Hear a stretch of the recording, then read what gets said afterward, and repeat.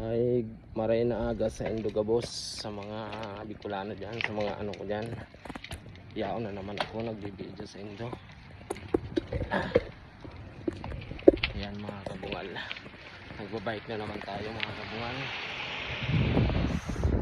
Pakita ko sa inyo guys kung papakita ko, papahiling ko sa inyo mga kabungal. Nalian bago ako maka ako pala nasa luwas ako, nasa syudad ako. Nasa sentro ngayon, simula ako ng bike simula sentro hanggang duman sa bukid mga kabungal. Ayan mga kabungal, para ano hindi ako sabihin nyo nagbibiro ako kasi maglalakad lang ako. Hindi, ngunyan nag-video ako para mailing ko na ako nagbabike sa Harayo. Aral daw yan mga kabungal, aral daw yan mga kabungal. Kaya laking tulong natin sa Panginoon at least tinawang kita ng kusog na buot para maging makusog, maging mas. Ayan mga kabungal, digdi pa lang mga kabungal, may istorya ko sa inyo mga kabungal. Digdi daw aday mo kano mga kabungal. Ayat aday mas isat ka lang mga kabungal, okay na sa inyo yan mga kabungal. Ayan, natutuwa na sila yan mga kabungal kasi ang paggalang dito sa kanila walang limitasyon mga kabungal. Masalubong mo lang sila mga kabungal na ayan mga kabungal, masalubong mo lang sila na kahit di mo sila kakilala, di mo sila kaano-ano o kaya di man kaano-ano ng kumpanya, respeto para sa atin din sa mga kahit di natin kilala. Pag nasa lubong nating matanda, magmamano tayo, yun ang kasarapan dito. Magalang sila dito mga kabungal, kaparas din sa atin mga kabungal. Pero meron na rin sa atin mga kapwa nating Pilipino na nawawala na yung paggalang sa mga matatanda. Pag nasa lubong nilang hindi nila kilala, hindi nila papansinin. Pero dito hindi mga kabungal. Kung nasa lubong mo sila, tatandaan ka nila yan. Ito pala yung halimbawa, kauwi ka ng Pilipinas, ilang buwan ka sa Pilipinas, magtatanong-tanong yan dyan sa mga kasama mo, nasaan na yung ganito, kasi lagi kang mga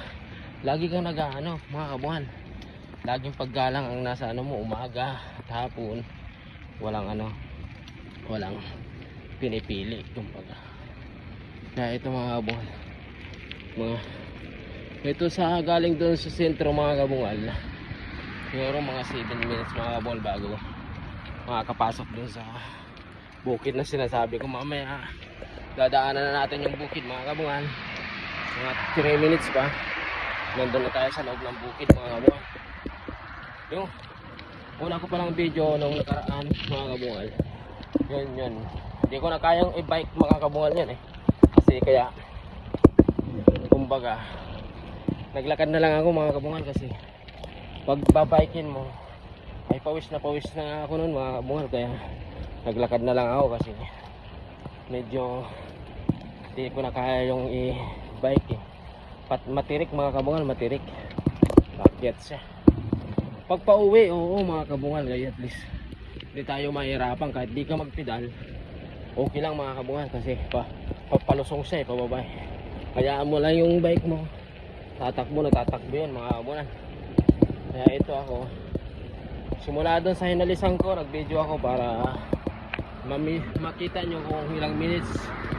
Sa mga viewers ko dyan, maraming salamat sa pagsuporta. Kahit sa ganitong paraan, at least natutulungan nyo naman ako. Sana tulungan nyo ako, kasi ako mga kabungal, nagsisimula pa lang po ako maging content creator.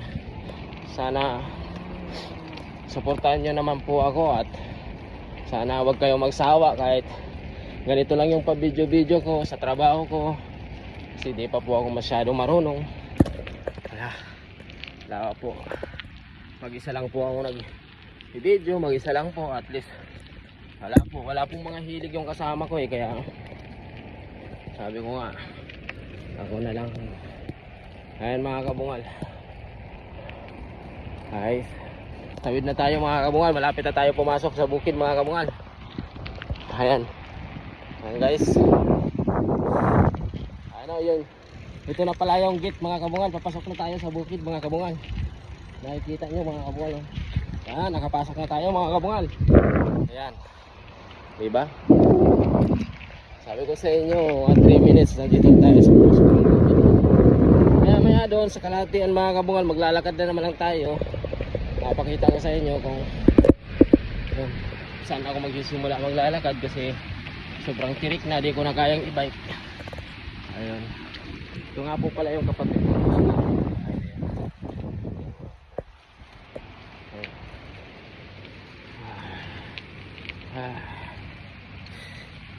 Hirap mga kabungal. Ayun mga pula, oh, nakikita nyo naman oh, patirik na yan mga kabungal. Papasok na tayo doon sa bukid. Salamat sa inyong suporta mga kabungal sa araw-araw na pag-upload ko. Kahit may 2-3 lang na tumitingin sa viewers ko, okay na yan. Nagpapasalamat pa rin ako kasi may nag-a-appreciate sa video ko at may nakikinig mga kabungal. Ayan mga kabungal, may nagja-jogging na muna. Laging may nagja-jogging dito sa daanan na to, mga matatanda. Ito yung joggingan nila kasi walang sasakyan man siya dito. Kami lang dumadaan at yung mga masasakyan na wala sa baba, dito sila dumadaan. Hindi sila dumadaan sa highway mga kabungal. Yan highway yan sa taas mga kabungal. Ayan. Lapit na akong bumaba mga kabungal, mga 3 minutes din mga kabungal sa kalahatian. Ayan. Ayan guys, napunta na tayo doon guys. Ayan. Mahirap mga kabungal. Ohayo gozaimasu. Sumimasen. Bikkuri desu. Sumimasen desu.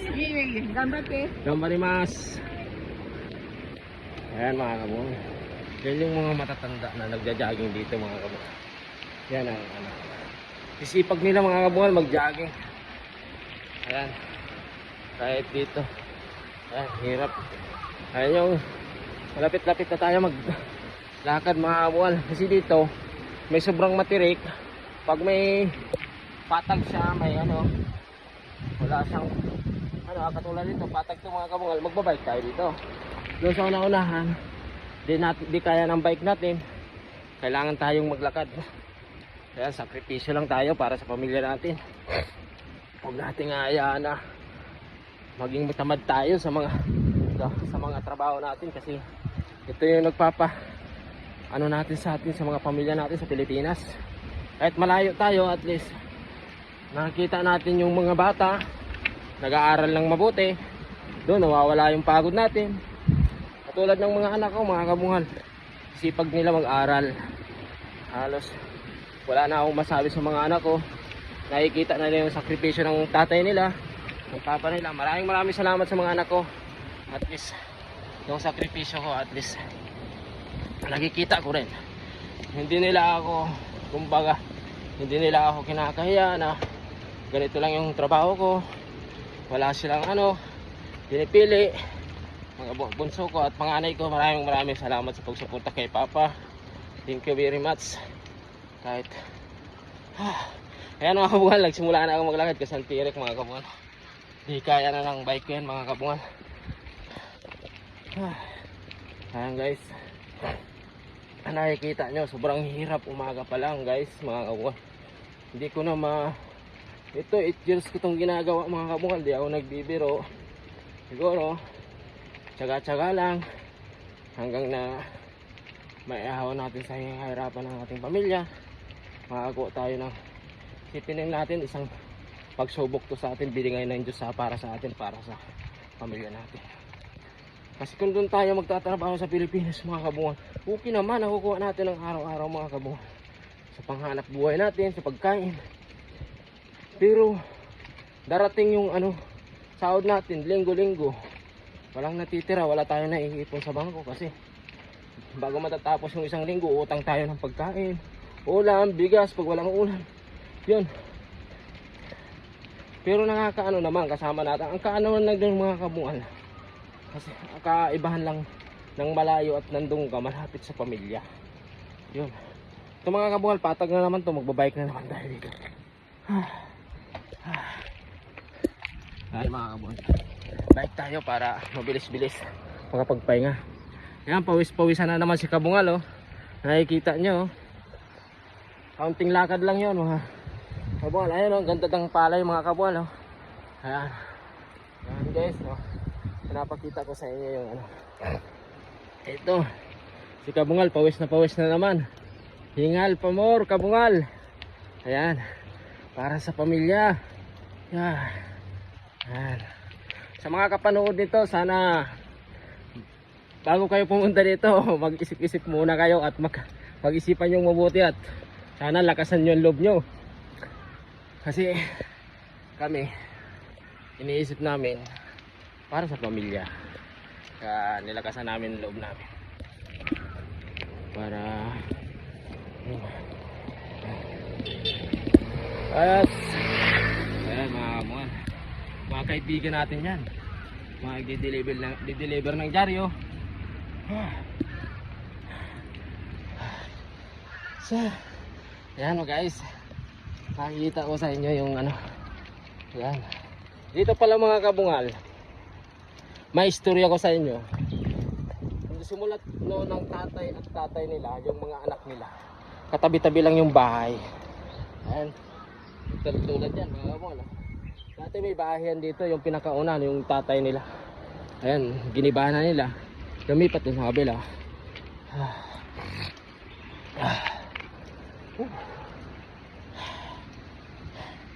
Pawisan na si kabungal.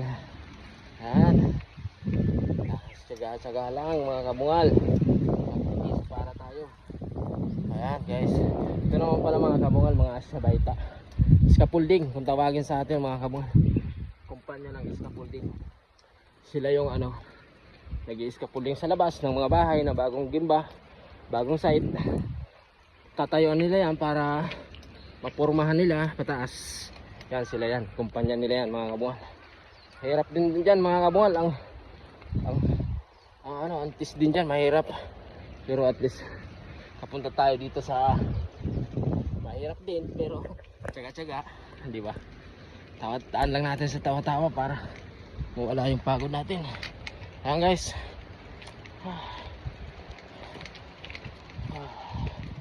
Ayan.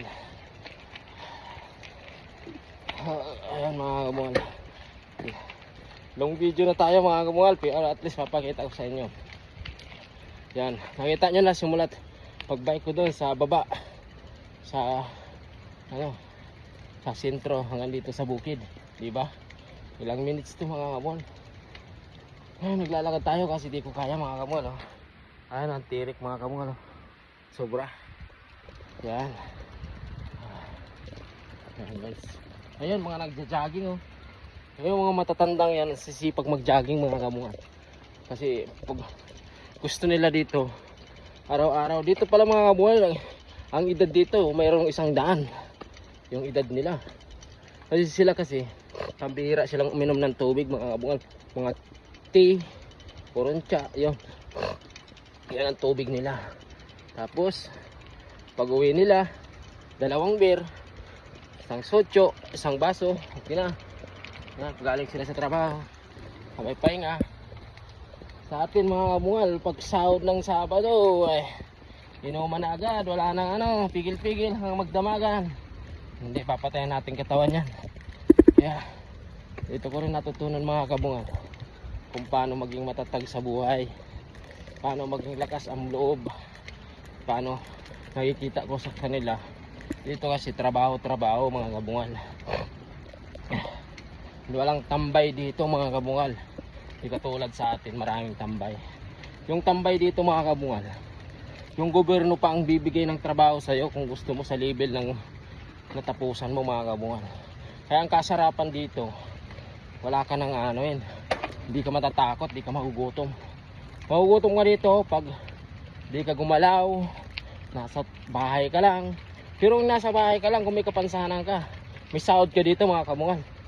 Oo, di ako nagbibiro. Pero mas maganda yung wala kang kapansanan kasi na-experience mo lahat ng mga trabaho, lahat ng hirap sa buhay mo. Yun ang masayang buhay pa. Masaya sa buhay natin. Yung na-experience mo lahat ng trabaho. Yun naman mga yung mga kapansanan. Kasi sumikap naman yan kasi sila hindi naman almost na may kapansanan ka. Siyempre lahat may mga talent yan. Kanya-kanya tayong talent. Mahilig ka sa kanta, mahilig ka sa drawing.